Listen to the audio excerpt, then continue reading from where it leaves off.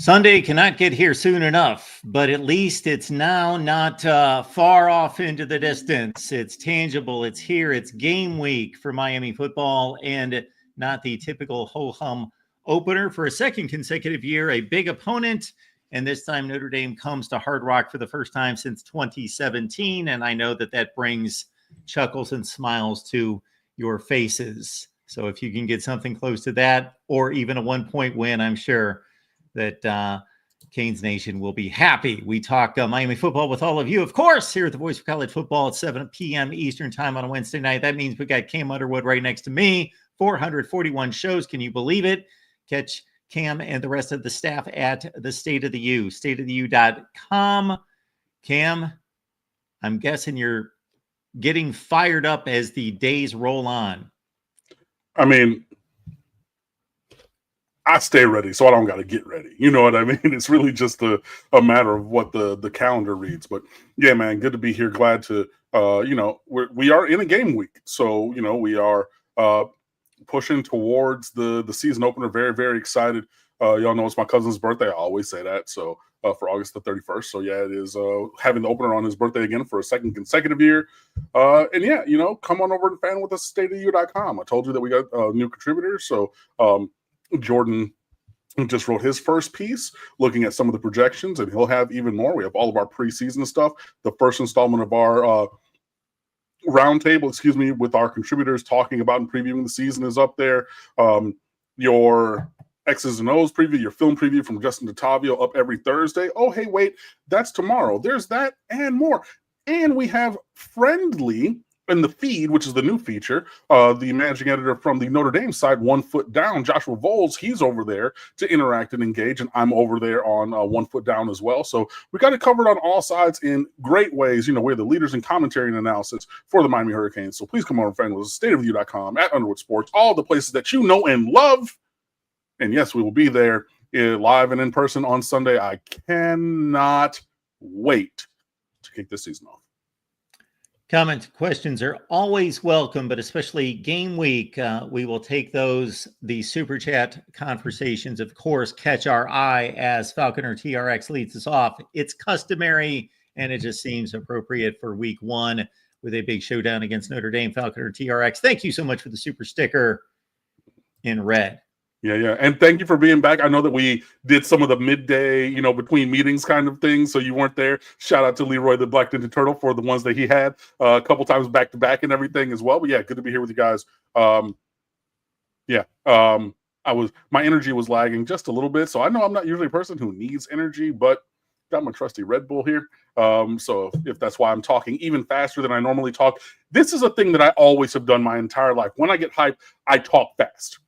Y'all know that about me. You've been watching umpteen million of these videos. So, yeah, man, really, really excited to see this team, put the goods on the field, man. Let's make it happen. And again, of course, the focus is on football and on Miami in particular, but keep in mind that your support goes a long way. Please like the video. It's an easy thing to do. And why is that important? No, it doesn't stroke my ego or Cam's. It's about the algorithms of the YouTube telling the operation that, hey, people watch it, they like it, therefore we're going to push it out to more people. So please like the video, subscribe right here at the Voice of College Football. We just passed 10,000 subs, and of course your financial contributions keep us going as well. Come on, making that happen. I love to see it. Like, subscribe, all those things. Shout out Mike Jeezy in the building. And he says Beck is from his hometown of Duval. And I said it the right way, not the way that Liam Cohen, the new Jags coach, said. But yeah, enough preamble for me. I will let Mark take it away as we get going. About 6 weeks ago, we had Brian Driscoll on from Irish Breakdown. You can that live stream is still relevant. Go back and watch that as a breakdown of the game coming up. But hey, we're going to freshen it up with Brian's colleague. We got Trevor Trowbridge coming in from Irish Breakdown Podcast as well. Trevor, good to see you. Thanks for jumping on with us. Yeah, absolutely. Thanks for having me on. Cam, I got to say something, man. I like you, man. You said something that I say all the time on the show. Stay ready, never have to get ready. I love that. Hey, come on now. I love that, man. Yeah, it's just that was a mantra. I mean, just my entire life. when I was playing sports. I was a music teacher, so I would say the same, because it's performance. It's not, it's a, performing against the standard. But I tell my kids, I say, hey, we got to stay ready. And there would be times that administration would call down in the middle of third period. Hey, the superintendent or somebody is coming. Can we get a performance over there? Cool. Boom. Call them out of class. Oh, well, we have because we stay ready. So yeah, that's always been my mentality and everything. But yeah, no, I definitely appreciate that.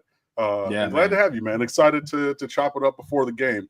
I'm going to start off with the first question.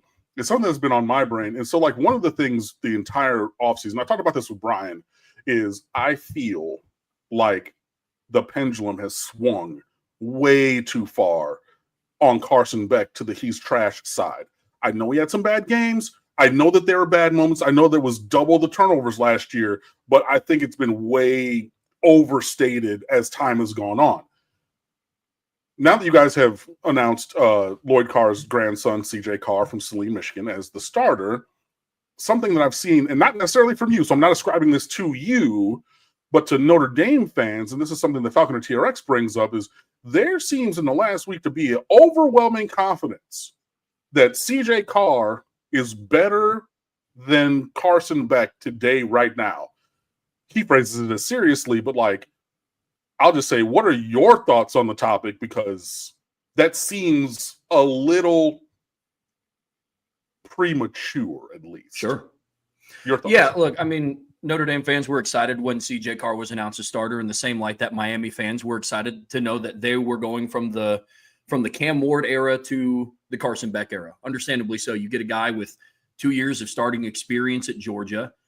There's not going to be a stage that Carson Beck gets on that's going to overwhelm him in any capacity. We're talking about somebody that's played in multiple conference championship games. He's played against Alabama. He's played against LSU. So that I understand completely. As of today, right now, on August 27th, I personally can't say that CJ Carr today is better than what Carson Beck is, because the next meaningful pass that CJ Carr throws at the collegiate level will be the first meaningful pass that CJ Carr throws at the collegiate level. And that's something that I'm well aware of. Now, why are Notre Dame fans excited? Hey, look, man, you get it. We cover college sports. And this is something that there's going to be extremes on either side of the fan base. You know what I mean? Some that you have to convince your fan base that your team is that good, and some that you kind of have to tamper down expectations. Mm-hmm. And I like to believe that at Irish Breakdown, we fall somewhere in the middle, providing good analytics. And part of that is CJ Carr's yet to throw a meaningful pass in college. And so if we're talking about experience, there are games that you can go and look back to and say, hey, Carson Beck performed this way when the pressure was on. Mm-hmm. When they're down by 3 scores at home against Georgia Tech, we saw the level of poise that he had. For CJ Carr, there is a lot of projection. It's a lot of, hey, we think he's going to be able to do this because. But in short, to answer your question, man, I can't confidently say as of today, CJ Carr is a better college quarterback than Carson Beck, because we haven't watched him take a meaningful snap yet. Just to toss in something briefly, let's understand that 6 of the top 8 teams in college football in the preseason poll are starting quarterbacks who have never thrown a meaningful pass. Yeah. So this is not an uncommon thing. I think it's a bit more frequent and prevalent this season than any season I can remember, where the elites are counting on, okay, we didn't go to the transfer portal like Notre Dame did with Hartman and Leonard, where we finally got a guy in the room that we believe that we can ride with him despite the inexperience. No, fair. And I mean, like, if you have that guy, then, you go with them. I mean, obviously Miami's not had that guy. So we, had to go shopping several times recently. So stay on CJ Carr. Tell me about him. What does he do well? What are the things that he can bring that would challenge Miami's defense? And apart from just inexperience at this level, what are maybe some of the, operational things that are areas for growth or potential causes for concern, on Sunday night? Yeah, absolutely. Well, we'll start off with the, what he brings to the table and somewhat of the intangibles. CJ Carr has gained a reputation of just being a very high-level football IQ guy. And as you guys know, when you're starting quarterback at this high of a level in college, it's something that you have to have with you. You can have all the athletic intangibles that you want to, but until the mental side of the game comes along with it, you're going to have a relatively low ceiling. We saw early in spring games with CJ Carr his ability to make second, third level reads on a defense, and he was doing that as an early enrollee true freshman. And so since then, he's been able to build on that. Now, is he the high-end athlete?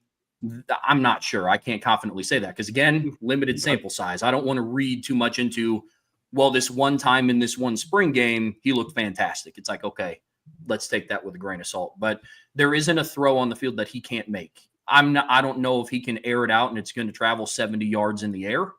But I have seen personally at practices throughout fall camp, in the spring game, and various jersey scrimmages, if there's a spot that he wants to put the ball, he has the ability to do that.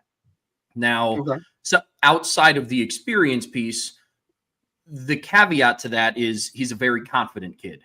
And he's somebody that has a lot of confidence in his ability to throw the football.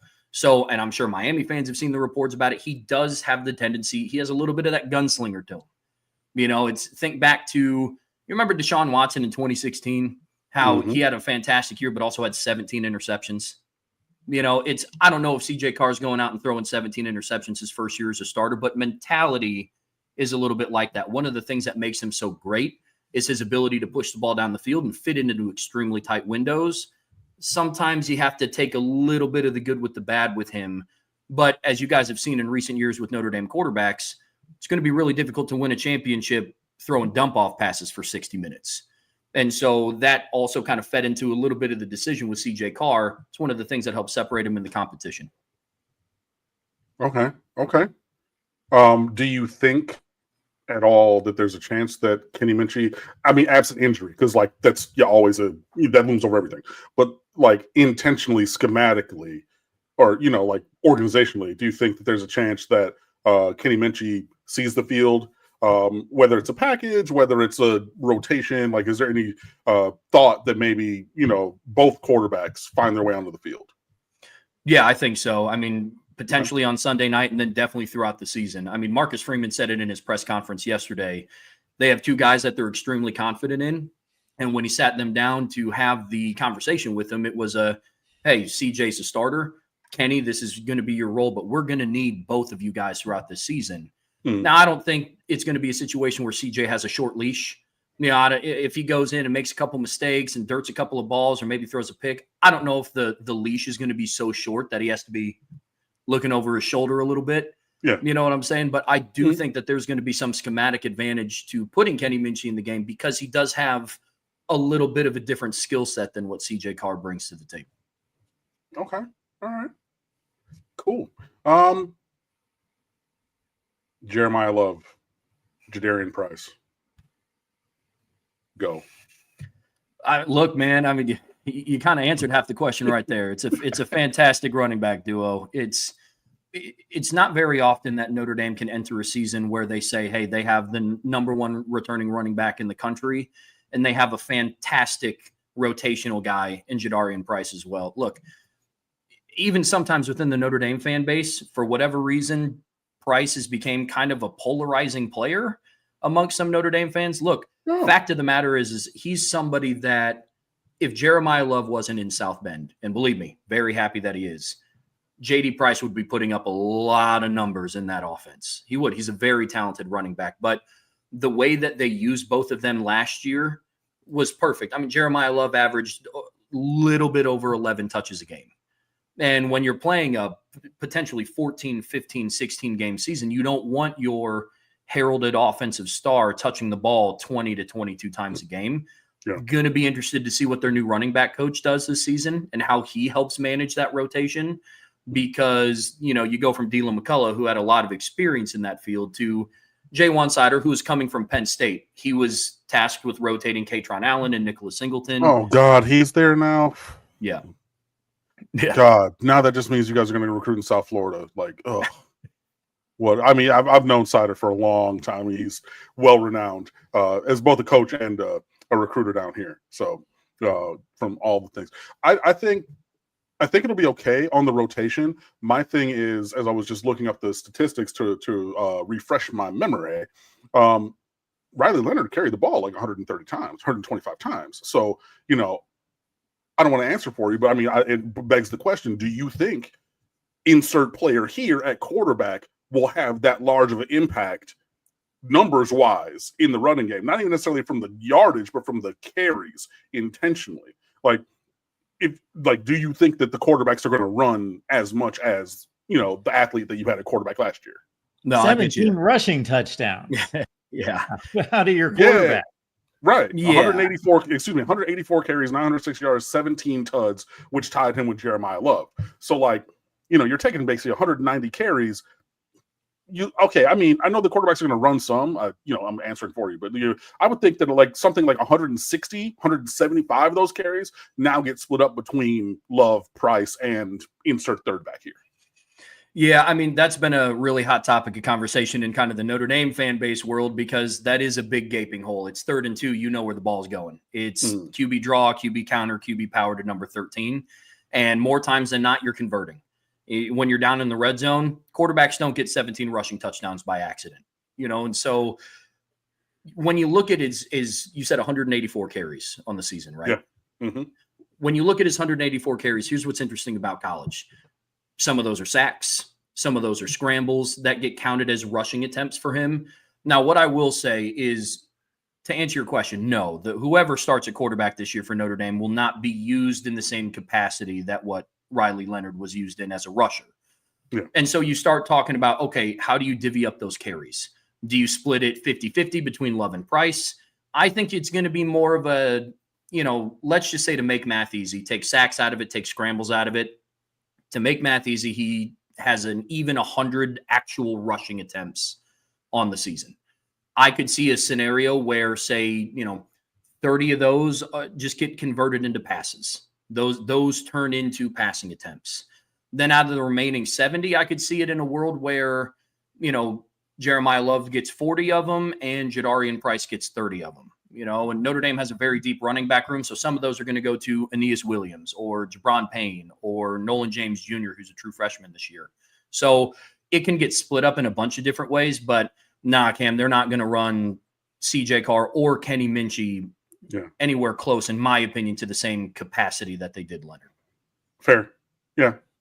I mean, okay, I was going to play semantics, but it was a difference without a distinction. I think that some of the scrambles are the ones that turn into passes, and then whatever. So it's whatever. I mean, it's splitting hairs the long. I mean, I'm bald now, but it's splitting hairs the long way to figure out those numbers. But yeah, that was a big thing. And I definitely wanted to ask about it because for the last, I think in a more impactful way than against other teams in the last 20 years, mobile running quarterbacks have really, really, really been the thorn in Miami's side.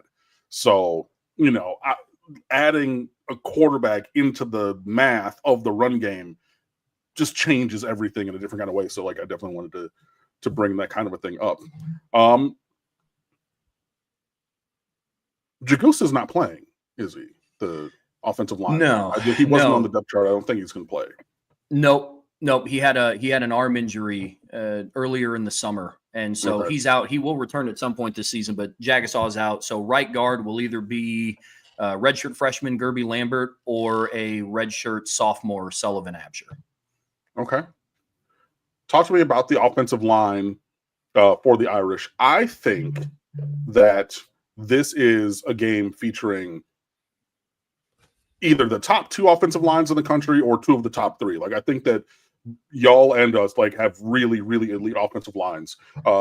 Just talk to me about who's going to play and just how that's become foundational for the offensive success for the Irish.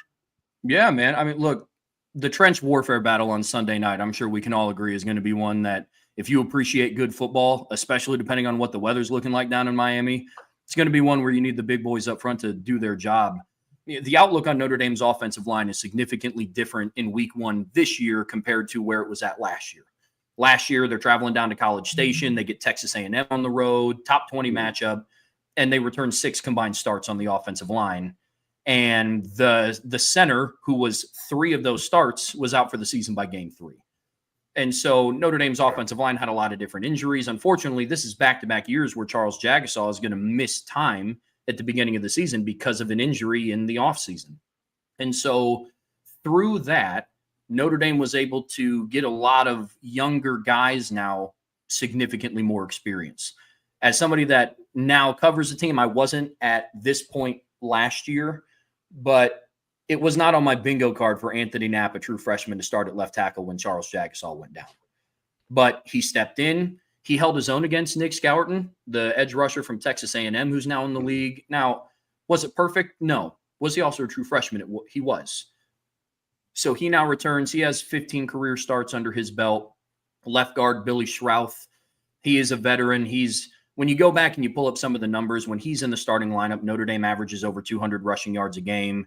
He didn't allow a single pressure in the postseason, and that was going against Indiana, Georgia, Penn State, and Ohio State. Didn't allow a single pressure there. Ashton Craig, it's kind of the same thing. When he's on the field, he is an exceptional pass blocker. Hasn't allowed a single sack in any game that he's played in. But again, here's a caveat. He's played in 6. And so can he stay healthy? That's a question mark. But when he is, he's extremely valuable. The two guys that are kind of up for debate right now at right guard, Gerby Lambert was a highly touted recruit. He came in. He's a big dude, man. He's 6'7". He's 335 pounds. He's somebody that has all the potential in the world. He was originally slated to be a right tackle, but they kicked him inside once Charles Jagusah got hurt, and he's really impressed some coaches at camp. And then Sullivan Absher has kind of been their utility knife. He's a little bit longer than what Gerby Lambert is. He's 6'8". He's 327 pounds. He's an athletic kid. I think one of the things that's handicapped him is throughout his time at Notre Dame, they've tried him at right tackle, right guard, left guard, and they've also had him take some reps at center. And so it kind of begged the question, hey, if you ever need him to step into the starting lineup, did he get enough experience at just one position? I think we started to see that unfold a little bit throughout fall camp. It's why there's a position battle right now. I think the starter will be named here. If I were a betting man, which I am, I would probably say sometime in the next 24 hours. And then at right tackle, Emil Wagner. He's the only offensive lineman last year for Notre Dame that started, played, and finished all 16 games. And so last year, you're coming in with 6 combined career starts. This year, you're entering week 1 with 52 combined career starts and almost 3,000 snaps of experience amongst the bunch. So to your point, on both sides of the ball, these are 2 really impressive offensive line units going to work on Sunday.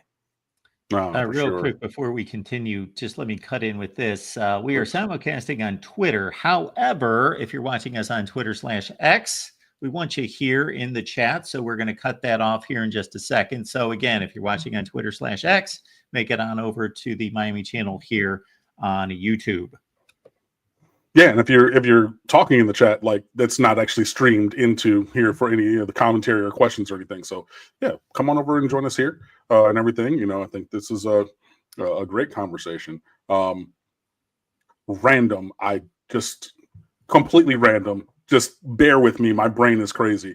I went to college with a young lady in the School of Music who has the same last name as you, Trevor. So I just literally looked down and was like, oh, Trowbridge. Like, oh, there's somebody in one choir that I was in umpteen million years ago. So whatever.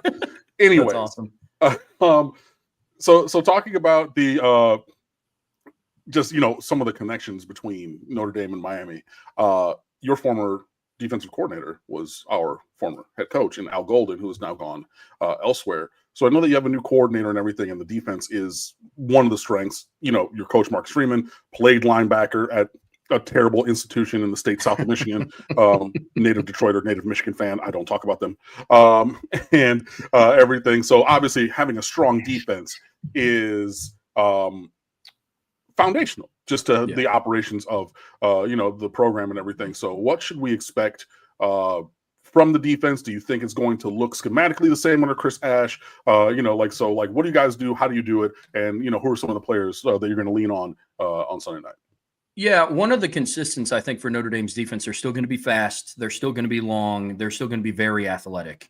Okay. Cam, I'll be honest with you, man. I wish I had some of the answers to the questions that you had. I want to know what it's going to look like, because that's going to be the first time that I, in a game situation, can sit down and say, all right, this is what Chris Ash is going to do with halftime adjustments. This is how he's going to dial up certain pressures on third down, given the down and distance. Now, there are some inferences that we can draw, but it's tough. I mean, you got to go back to Ohio State's defense back in 2014 to see what he was able to do there.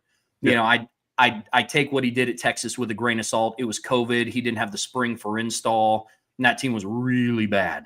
That Texas 2020 team was not good. And so I take what he did there with a grain of salt. But, you know, as far as I'm concerned, we've talked a lot this offseason on the Irish Breakdown podcast about Chris Ash's comments consistently in press conferences. And this isn't the Chris Ash defense, it's the Notre Dame defense. And in programs who have had sustained success before over a period of time, you know, I'm talking like Miami throughout the 80s, bleeding into the early 2000s, you went through different coordinators. You went through different position coaches. But what was consistent? The identity on defense remained the same. It's going to be tough to gain yards, not going to give much up. You're not going to give up big plays. Now, I was talking earlier on the show about the 0-1 Miami team. Man, I mean, that team, if they didn't score a single offensive touchdown, they end the season 8-5. That blows my mind. But that's how good that defense was. You know what I'm saying? And so I do. That was my sophomore year. I remember it very well. I had classes with some of those dudes. See, that's what I'm talking about, man. But it's to the point where will Chris Ash be able to maintain that identity and say, okay, regardless of who they plug and play in at coordinator, the Notre Dame defense umbrella is still, hey, they're going to not give a lot. They're not going to give up a lot of points per game. They're going to have a stellar, long, athletic pass defense. Biggest question is going to be how they're going to be able to get, you know, pressure on the quarterback. And like we were just talking about, man, it's going up against a really tough offensive line in their first matchup. And so we're not going to have to wait that long to find out what Notre Dame's D-line is made of. But yeah, as far as players to keep an eye out on, there's the obvious ones, right? Like Leonard Moore at cornerback. He's one of the best, if not the best, returning cornerback in the country, and he's only a sophomore. Adon Schuler kind of steps into the, I don't want to say the role, I guess more the mantra of the role that Xavier Watts left vacated when he left for the NFL. He's now playing for the Falcons. Okay. Linebacking core is, I think, amongst some of the deepest in the country. Not ready to proclaim it as like the best, but I think they're in the top 10 discussion. And so, you know, you got Drake Bowen coming back. He was one of the few people on defense that started, played, and finished all 16 games last year. And you got a host of people that are going to rotate in between Kingston Viliamasa, Jalen Sneed, Jaden Ausberry. Christian Gray was a cornerback who, again, another polarizing player in the Notre Dame fan base. There's some that think that he's the best cornerback that has played at the university, and there's some that don't think that he should be on the team. Again, he had a stellar first year as a true sophomore in the starting lineup. Things that he has to work on, but we're also talking about somebody who had the game-sealing interception against Penn State in the Orange Bowl in the playoff semifinals. We're talking about somebody who iced the game against USC with a 98-yard pick six that extended the lead to 14 and put that game away. And so for him, it's about playing more consistently. But I think Notre Dame by the end of the season can be in the conversation to have a top cornerback duo in the country. But again, the questions lie along the defensive line. You have to replace Riley Mills. You have to replace Howard Cross. R.J. Oben was a starter last year. He transferred in from Duke. Performance was a little underwhelming, but in one of the biggest stages that Notre Dame had, he had a strip sack for a fumble, and Notre Dame recovered it and scored on the next play against Georgia. So you're having to replace three key starters. Two of them were All-Americans. So I don't know if they possess necessarily the star power that Riley Mills brought to the table, but they will be able to come at you in waves. It's a very deep defensive line rotation. And then on the edges, they just got healthier. Boubacar Traore's back. Bryce Young, he's a 6'7", 270-pound edge rusher. That he's the son of former Hall of Famer Bryant Young. He's stepping into the starting lineup now. And so for them, it's just, again, there's going to be a deep 5 to 6 man rotation on the edge. And it's going to be more of a, you know, while we wait for that player to emerge, we'll be able to send waves at opposing offenses. So since you're waiting for a pass rush guy, do you think then potentially in the opener that Chris Ash will dial up maybe a couple more blitzes than maybe Golden would have done in the last couple of years to try to bridge that gap and get the pressure that you guys are looking for? Is that possible? Sure. It's a possibility. I think if I were to guess, I would assume, and probably the same thing for Corey Heatherman, since he's the first-year defensive coordinator at Miami too. Your guys' defensive line has a lot more proven commodities with Ruben Bain coming back and Akeem Mesidor and, you know, Justin Scott stepping into the limelight now. But, you know, with Chris Ash, I think that the game plan could be very much a let's see how much pressure we generate with the front four first. Ideally, as a defensive coordinator, you want to be able to send pressure when you want to, not when you have to. Yeah. I think that's going to be a lot of his approach on Sunday night. Now, I don't think it will take long for him. Look, we know what type of quarterback Carson Beck can be when he has time in the pocket and he's able to get through reads cleanly. So generating pressure is a major key to victory for Notre Dame, something that we're going to talk about tomorrow. But I would assume that when you start testing the waters, maybe on third down, I would expect some additional pressure, but I don't know if that's a Chris Ash thing. That just might be yeah, exactly. And so that's probably where I would go with that one. No, that's fair. I mean, like, I just definitely remember when Al Golden was coach, like, we were trying to figure out because we didn't actually run his defense. Long story. I'm not going to go back there. Anyways, but just trying to figure out how to get pressure. These are the questions that we kind of had. So I was just wondering. Anthony Manzano, Corey Dean, as Mark put up there, he said Chris asked a question for him. Anthony Manzano asked this question earlier that I wanted to highlight because everybody always talks about it. So I want to, obviously talk about it. Does the depth or lack thereof on the defensive line, I know you said there's actually lots of depth, even though it's talent, but not proven, and the heat in South Florida, it's going to be hot, it's going to be humid, it's still August. Does that whole thing, does that concern you with the defensive line, with the team overall? Like, how are you feeling about, the strength and conditioning and hydration and everything? Because, there's a lot of teams who come down here and say that they're ready for it, and all of a sudden they're not. Obviously, it's a night game, so I don't know if you've seen it, but the way that the opening is in the roof, the opposing sideline is in the sun for the noon games. It'll be a night game. You don't have to worry about that. But just in general, like the atmosphere of the, of Miami, South Florida, hot, humid, still August before Labor Day.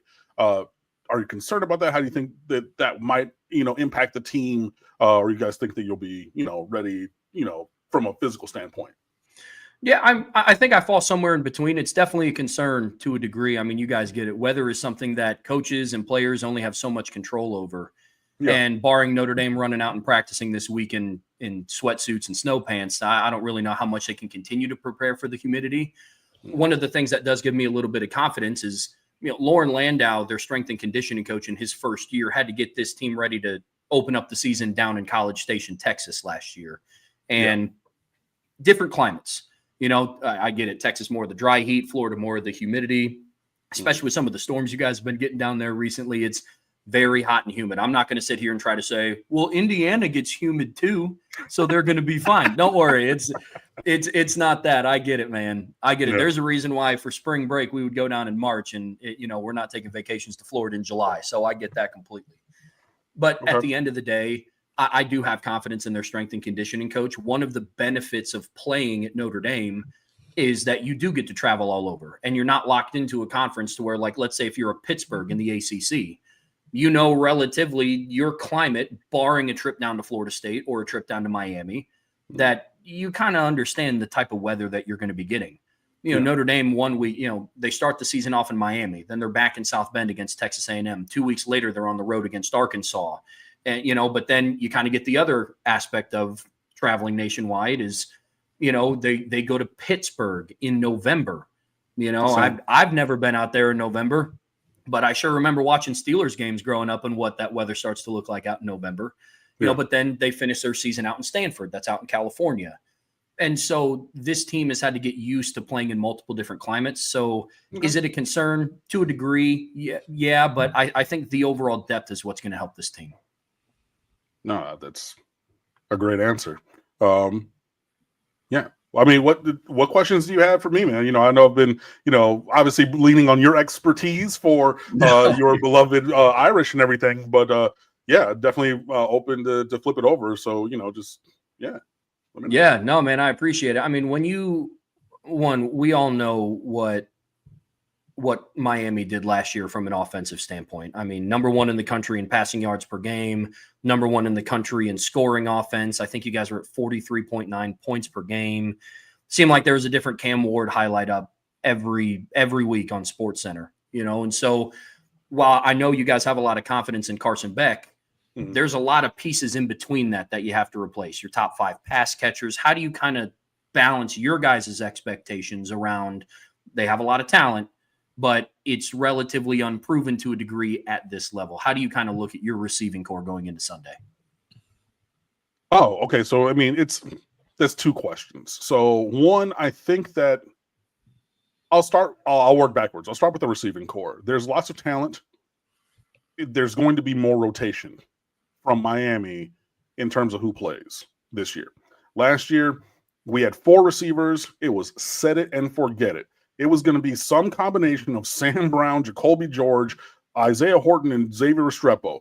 Might be all 4 of them, but it's probably going to be 3 of the 4 of them. Add in Elijah Arroyo at tight end, which allows you to be multiple with your formations if you have him out there as opposed to a 4th true receiver. But it was basically, so even if I were to put in Arroyo, it was them 5 dudes. That's it. Yeah. This year, you're going to see a lot more names. You're going to see a lot more rotation. I am working on my responses for our Q&A with One Foot Down, our sister site over on SB Nation, the Notre Dame blog. And this is one of the questions. And like, I listed no fewer than 10 pass catchers between tight end and wide receiver who could reasonably play, And so I think it's going to take a couple games to really separate who those top 8 are going to be. But I fully expect it's going to be way more by committee at receiver than it was. Yeah, because it was really just, okay, these dudes are all going to go pro.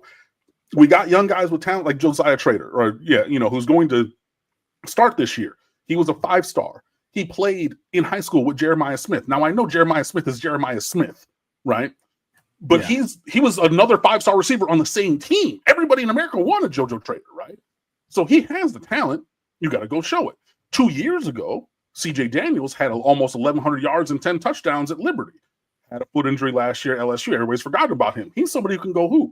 You know what I mean? Keelan Marion, first-team All-American as a kick returner, but he has 3 seasons with 20 or more catches in his career between Connecticut and BYU. He's somebody else who can go. Tony Johnson has almost 130 career catches. And those are just the veterans, not even bringing in the Malachi Tonys, who I'm really high on him. I think that he's going to be the guy. I know Ray Joseph is fighting for playing time as well. I'm sold all in on Malachi Toney. And there's others as well. So, yeah, it's going to be a lot more by rotation than you just, stapled on these 4 or 5 dudes. Sure. And so that is going to be the thing that really changes. I think that you can really have guys who are specialized in their roles.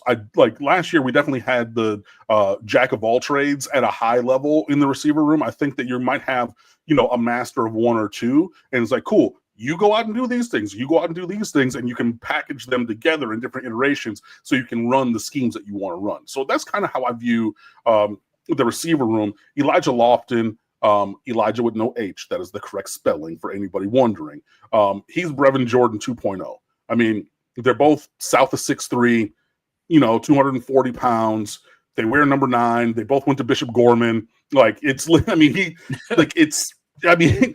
can't, they just have different names, but they're the same dude. So if you look at the way that we used Brevin Jordan, I know it was a different staff and a different time, but those are the things that Elijah Lofton's going to be able to do. He can be in the backfield. You can hand him the ball. Like, we moved him to running back before when he was an early enrollee before last season because our running back room was so thin at the time with injuries and things like that. So he can be in the backfield. He can play fullback. He can play H-back. He can move. He can be your interior pass option. He can put him outside. You can run trick plays. You can do all kinds of different things. So he's definitely a Swiss Army knife, and I think that we're going to utilize him in those kind of ways. If you're looking for your traditional inline tight end, Alex Bowman transfers over from Tulane, so he offers that. And then we have 2 freshmen in Luka Gilbert and Brock Schott who are also in that kind of a way. To Tom Spagnolo in the chat, I never said, and I'm going to put it on the screen, I never said Cam and Carson Beck are in the same universe. I never said that. I was talking about the receivers. Getting to the other point of Trev's question, I think schematically, Miami's going to look like Miami. And Shannon Dawson said, okay, like every coach does. You go to these conferences, you watch film. Oh, he's talking to somebody else in the chat. Okay, cool. Got it. Good, because I was about to say, I lost my mind. Sorry. Yeah, so, you go to the conferences, you pick up a couple different things to integrate into your operations and things like that. Now, where I will say about the quarterbacks, and this is something that Shannon said on Monday's coach availability. People remember the 3 to 5% of plays, which was, unscripted, out of, improvised, Cam Moore. And I said it when he did it. That throw at Florida, in the opener, you know the throw. The Heisman, I literally said, that's on the Heisman reel. Literally then in the opener, right? Everybody remembers those. Mm-hmm. Shannon Dawson was like, yo, our offense was 95% in structure and on time. Think about the quick pass game. Think about the screen game. Think about the run game. You're not improvising a handoff because everybody has to be together like a marionette on strings. You know what I mean? Like, you got to take your drops. If you're running that stretch play, you got to get there and get the ball to the running back. It's not just, whatever. So I think that so to have so much of the offense last year be within the structure of the offense, it then stands to reason that you're going to have so much be within the structure of the offense yet again, even though there is a different quarterback who has different skills and can do some different things. So I would say my expectations going back to overall for this offense, I expect top 15 in terms of total yards, passing yards, rushing yards, scoring. I do not expect number one again. Sure. Because it's number one. Like that would be asinine. We're There's only one way to go when you end the season number one. I get it. Exactly. I do think that this is going to be a very, very strong offense, though. So I know that was short story long, but that's just kind of how I look at the receiver options and the offense in general. No, I get that completely. Brian earlier today on our show was talking about, look, Cam Ward, for all the off script and highlight plays that he had in 2024, he didn't get drafted just because he was an improv guy. He didn't get taken number one overall in the draft because he didn't really know how to run an offense, but, made the spectacular play. So 100% agree with you there. Shannon Dawson coming back for you guys is absolutely huge. Oh, massive. And one thing that we pointed out was, look, Mario Cristobal as a head coach historically has had successful seasons when he has a veteran quarterback that he can rely on. Look at him with Justin Herbert back at Oregon. Look at him last year with Cam Ward at Miami, and now he has Carson Beck. Yeah, I want to flip gears to the defensive side of the ball because, like Notre Dame, you guys are also breaking in a new defensive coordinator. Yeah, and there's been a lot of questions around what is this going to look like because it's so tough to go from.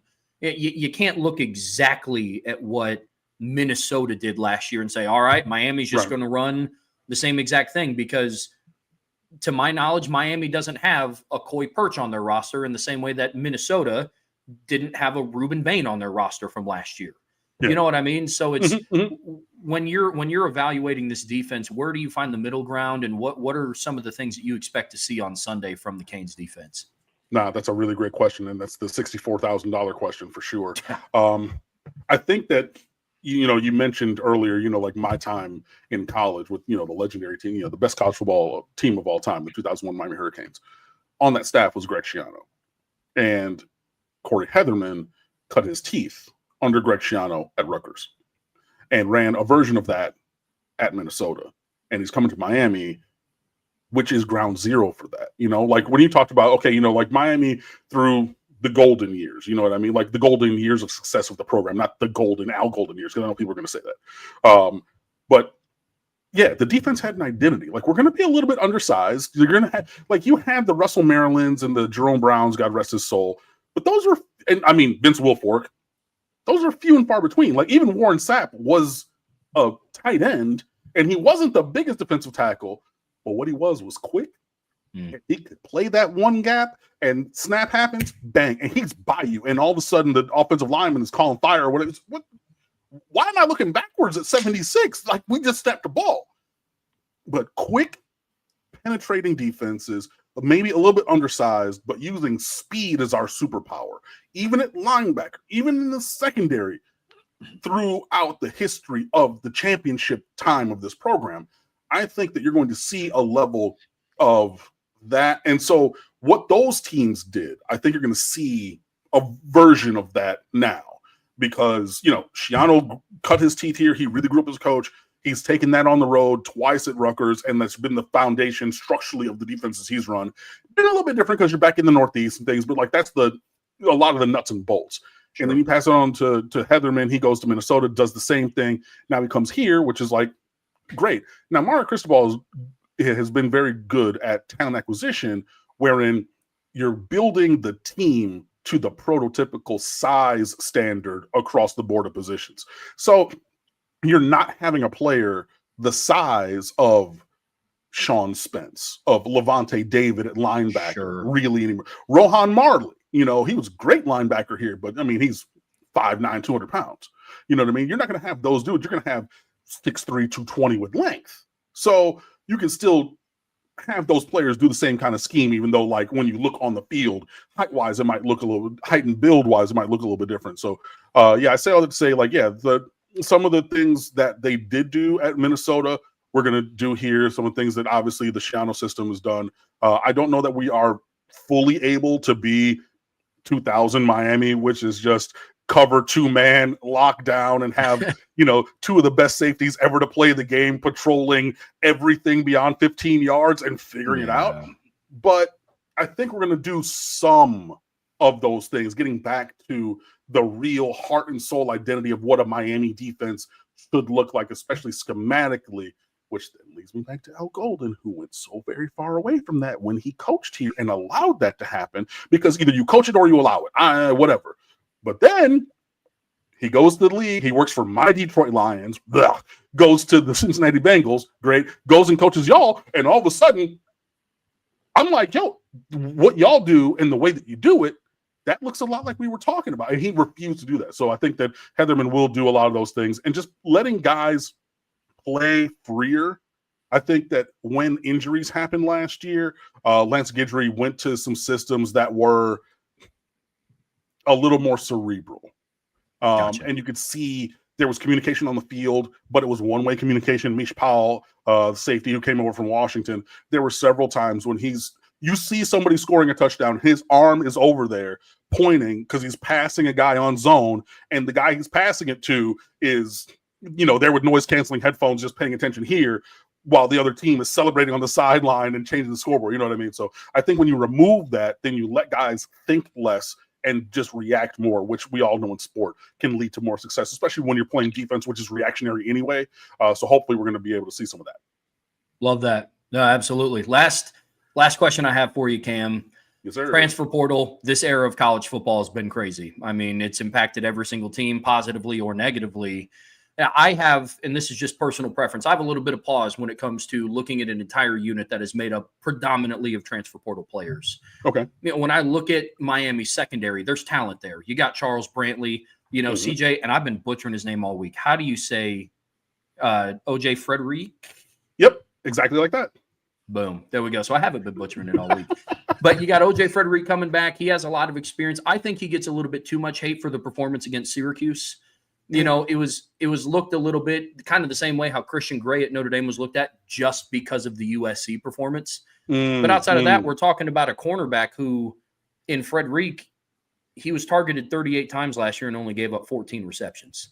But you have that bad game against Syracuse, and that tends to kind of be the running gag of you until you have the opportunity to prove it differently. Right. And so, but when you look at the other pieces in the secondary, I'm confident that come, middle of September, end of September, leading into October, that group is going to have enough experience together on the field in games that they're going to start playing collectively. But what is your realistic expectation for game one?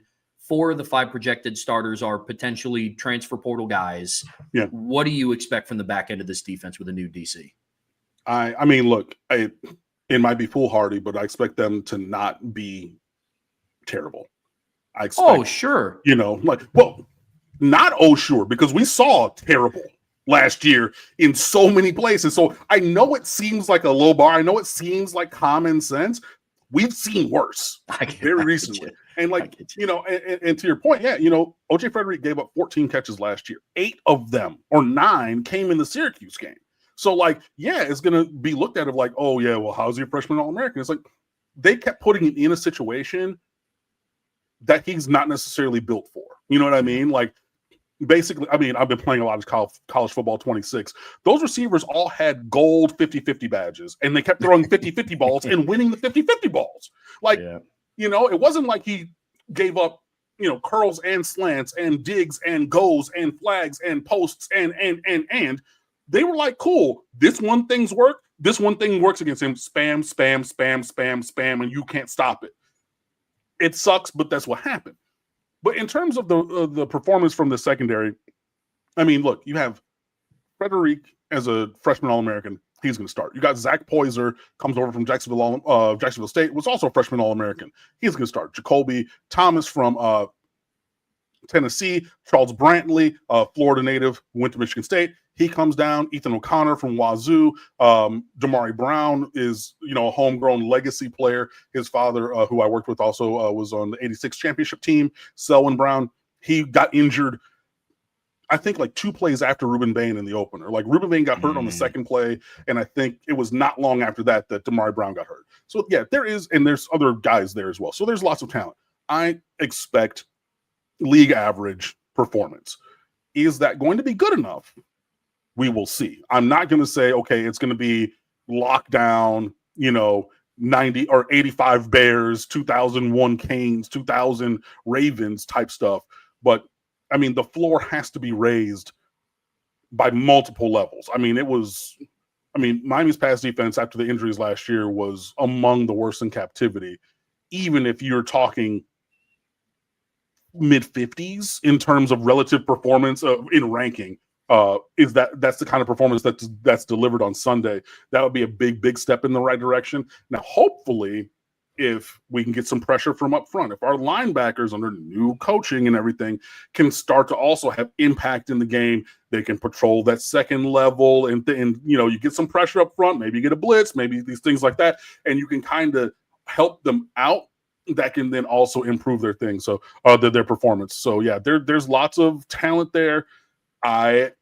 I mean, look, Jacoby Thomas is a senior. He's played for 3 years. I don't care that it's somewhere else. Charles Brantley is a 6th-year senior who came in during COVID.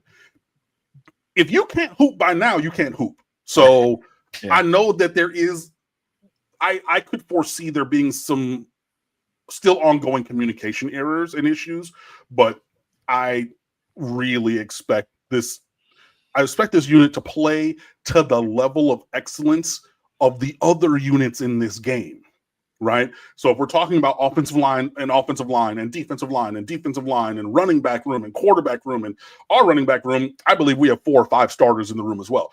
No, there's nobody who's Jeremiah Love in our running back room. I'm not going to sit here and say that, but we got plenty of talent. Yeah. But they're all in a similar, roughly, kind of status in the world of college football. All of those individual units on both of our teams are in a similar kind of a range. And then there was the Miami secondary way down here. I don't expect them to continue to look like that. I do not want them to be Cinderella. I do not want them to be the redheaded stepchild who does not fit in with the other groups of the requisite caliber to be on programs of the caliber of Miami and Notre Dame. I expect them to look like they belong, and that's my hope. Now, whether they deliver it or not, ask me on, whatever time the game ends on Sunday night or Monday, but that's my expectation going in. I get you, man. Well, hey, that's all I had. Sounds like we're both fired up. We're ready for Sunday, baby. We're ready. Very much so, man. Yeah. So, I got a couple more preview pieces going up on stateoftheu.com. I'll definitely do, more of these talking things and everything, but I'm very, very ready. I will ask you just, one parting shot. Does any part of 2017, or does any part of 2017 linger in your mind of like, you know what I mean? Oh, Falcon or TRX, this guy even see Miami win in 2017. So he's saying that you have a baby face. Cool. But like, does any of that carry over of like top 3 team coming down here and how that game went and it went off the rails real early? Are you like once bitten, twice shy? Are you worried about anything like that happening? Or are you just, I think this team is going to compete pretty well? I do think the team is going to compete pretty well. I mean, I guess my answer to your question would both be yes. I do remember it. I remember watching it. I've gone on record to say, look, man, I'm a diehard Notre Dame fan through and through, and I've been blessed to have this platform that I can go and talk about my knowledge of the game on and my love for the team. But That has been one of the very few games that I've ever turned off.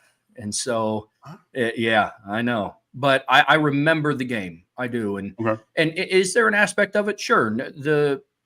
The run that Notre Dame went on last year was one that I hadn't seen in my lifetime. Their win against Georgia in the Sugar Bowl and then Penn State in the Orange Bowl, something they hadn't done in 31 years. I'm 28 years old. I did not see the last time that they had a major bowl win. So I don't want to sit here and say that, well, this is just who Notre Dame is now, guys. Like that's why the season is so big to see, can they have sustained success? Now, I'm in the camp that believes that they can. They have to show me, and they get their first opportunity at that on Sunday. But, you always have that when it's this magnitude of a game between, two longstanding rivals in college football. You always have a little bit of that in the back of your mind. But, the coaching staffs for both teams are completely different. There's not a single player or coach or admin in the building at Notre Dame that was a part of that football team in 2017 that's still there right now. Now, big picture, do I think that Notre Dame could go down and lose? Yeah, that's a possibility. Do you know how hard it is to start the season 1-0?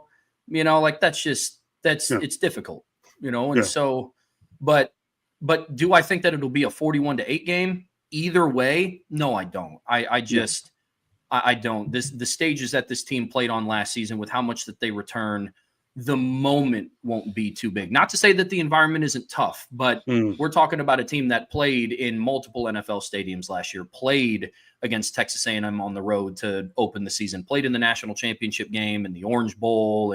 But I'm also not one of those people that say, well, they just got done playing in Hard Rock Stadium 200 days ago. They'll be fine. Yeah, they weren't playing against Miami. There's not going to be 50% Notre Dame crowd in that stadium. I'm also aware of that too. Right. But the change in head coach makes me a lot more confident, because if anybody's been keeping track of what's been happening at LSU right now, those big game environments, some of those games still kind of look like that. And through Marcus Freeman's tenure, some of those big games haven't really looked like that in his time. So, got it. Yeah, that was just a thing that popped in my head. I mean, like, the Clemson guys always ask me about 58-0, which I was there for in the same stadium, and literally spent the second half counting the people in the sections I could see from the press box, because like they were a handful literally in each section because everybody was gone.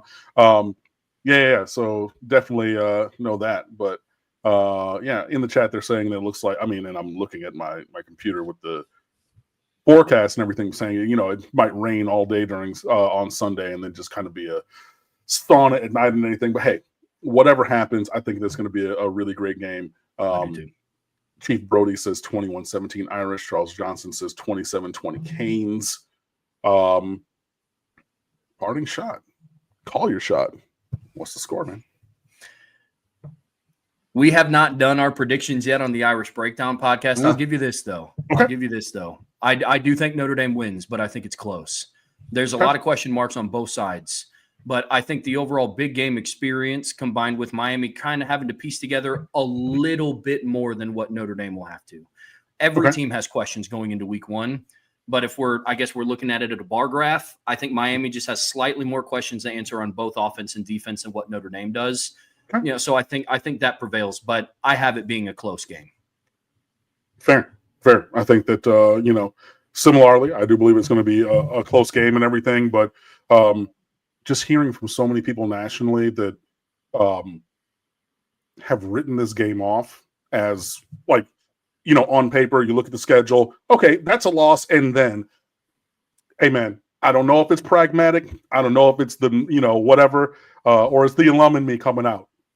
I got the Canes. So, we will see. Definitely will be there. Looking forward to the game, man. So this has been a really great conversation. Trev, thank you so much for joining us and everything, and just be sure you plug your stuff so people can go and, like, hey, I see what the website is. I'm going to go there and find out what your actual prediction is, because look, we didn't talk off screen or anything. You know what I mean? This is a tease for me too, guys. So I want to know, but yeah, man, talk your stuff, let people know where they can find you. Yeah, absolutely. You guys can follow me on Twitter at Tro5. You see it on there. And then all the links to all the Irish Breakdown stuff is also on my profile. Check out the premium message boards, boards.irishbreakdown.com. Chief Brody, Tom, I know you guys listen to the show all the time. You guys know where to go. One thing that I like that what we do, yes, we're a Notre Dame show. I don't think of us as homers, because we try to provide legitimate analysis, and we're not ones that want to try to dupe people out of really thinking about what type of opportunity is in front of Notre Dame. And this is a really tough opponent coming up on Sunday night. And so that's where you can find us. We're going live again tomorrow. That's where we're going to do our predictions live at 1 p.m. tomorrow on the Irish Breakdown podcast. So check us out if you guys have the time. Absolutely. Brian Driscoll and myself, we go back a long, long ways. He's a first-class guy, no doubt about that. And Trevor and I have recorded a few times as well. Trevor brings it, as we just heard, over the last 60 minutes. So check it out there at Irish Breakdown. Absolutely. And I will just counter the couple check marks on the Notre Dame side with the obvious home field advantage, experienced big-time quarterback versus a first-time starter. So it's going to be a difficult decision for me to make. I will say that. I do think Notre Dame's a little bit better football team, but again, experienced quarterback in big game situations versus a guy that's thrown a pass for the first time in a meaningful situation. And then, we did see 2017, and 2017, that Notre Dame team went 11-2. Like, if they play at any other time in any other situation, that's a toss-up game. But on that given night, with that crowd and with that momentum roll, that's what it turned into. Man, it was. I actually usually go to one game as a fan a year where I'm not in the booth. And a buddy of mine used to write for us over at State of the U as a Miami fan. He's a Toronto native, so he came down and we were sitting. He got very good seats in the front row on the Miami sideline. And I've said this a couple. If you're watching and you've seen this before, I've told this story, but say it again. When Trajan Bandy picked that ball off and he's running down the opposite sideline, Ed Reed was giving a sideline interview with Maria Taylor. He left her standing there with the microphone, and this is before the renovation, so it had more space on the sidelines. So he jumped over the little beanbag kind of divider, came over to the front row and dapped everybody up in my row as Trade. So I'm dapping Ed Reed up literally as I'm watching Trajan Bandy on the opposing sideline and everything. And there were two older Notre Dame fans who were seated next to us. And that was the last time that we saw them because, they got up. They didn't even say bye or anything. They were nice gentlemen. I enjoyed sitting next to them. But, we had space to spread out after that because they made their way back downtown. Yeah, I remember that play too. That was when I picked up my remote and hit the power button and then went on to do some college Saturday night shenanigans. Thankfully, I was broke as a joke in college, so I didn't have the opportunity to make it down to the Rock and watch that game go down. But So, but hey, it was a good time. I went to Notre Dame to 16. Me and my buddies made the – like I said, I'm from Detroit. I'm from Michigan. I've driven by, that exit going to Chicago, going to other places, but I've never been to to South Bend until 2016 and everything. So, it's definitely a momentous occasion. It's a big rivalry and whatnot. So, definitely looking forward to it, and definitely appreciate you being on here with us tonight, man. Thank you. Yeah, absolutely. Thank you guys for having me on. I appreciate it. It was fun. Thanks, Trevor. Great to see you. Absolutely. All right. Another great breakdown from our Irish Breakdown guys and Cam. That was fun. Yeah, no, it's definitely knows his stuff. I thought it was a good convo. Hey, that's me, Cam Underwood, at Underwood Sports, StateofU.com. Seeing some guys who are putting some predictions in. Miami by 10, Miami 31-0, says Falconer TRX and Tony Hills. Falconer also saying that he was very good. I agree. Definitely some good stuff. And the thing you get out of them, I'll just throw this in real quick, and I know this from talking to Brian for years and years and years and having him on, is you could tell they have prepped Miami. They are not just a Notre Dame podcast. They have watched Miami play. They know the personnel. They've watched the games from last year, the key games. And so they ready themselves for the next opponent for sure. Yeah. And we try to ready ourselves for the next opponents as well. We're always here. So, lots of great stuff over on stateoftheu.com. We are fully in game week mode. Got some great stuff up there. The first installment of our roundtable just went up today. Mostly talking about offense, but defense and special teams comes tomorrow. And then Friday, our season predictions, and then also some game predictions. A couple of pieces looking at the odds for both this game and the season are up there. And my favorite piece of the week from Rob Weaver, talking about the ACC and the perception issues that the conference is facing. So he listed his top 10 games that the ACC needs to win to improve their national visibility and perception. What are those 10 games? I'm not going to tell you. I will tell you, Rob has a brain, a very good brain as a lawyer. And yes, Notre Dame is one of those games. I won't tell you where it ranks on the list. You're going to have to go to SayEther.com to find out. So, like I said, man, I know that we live our lives and take some vacations and do the things in, the summertime, but it is game week and we are all speed, full speed ahead, all to go, towards Sunday. Cam makes this go each and every Wednesday night, 7 p.m. Eastern time. So make it on back, because we will, of course, break down the Notre Dame game and look ahead to week 2 for the Canes. So make it on back here next Wednesday night.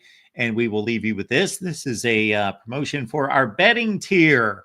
And you will see all the great predictions that we've got on our track record over the course of many, many years. So check it out. Cam, we'll see you next week. Enjoy the ball game, of course.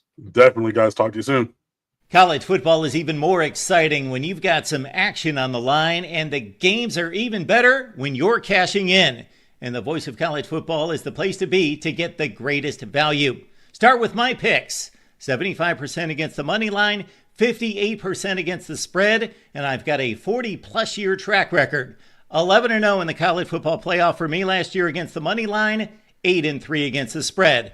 And I'm just the warm-up act. Steve Merrill of Wager Talk is our ace in the hole, show stopper. 7 years with the Voice of College Football, over 30 years in the industry. Steve gives us analysis on all the big games, but you can't miss Steve's weekly under-the-radar pick. 28-12 against the spread the last 3 years. You also get picks from some of our top analysts here at the Voice of College Football, including Corey Bratta, Matt Zemek, and Steve Dace. Check out those numbers. Become a YouTube or Patreon member for just $99 per month. Go to the main channel on YouTube, click join, and then select the betting tier. Do the same thing on Patreon. Make 2025 a winner now.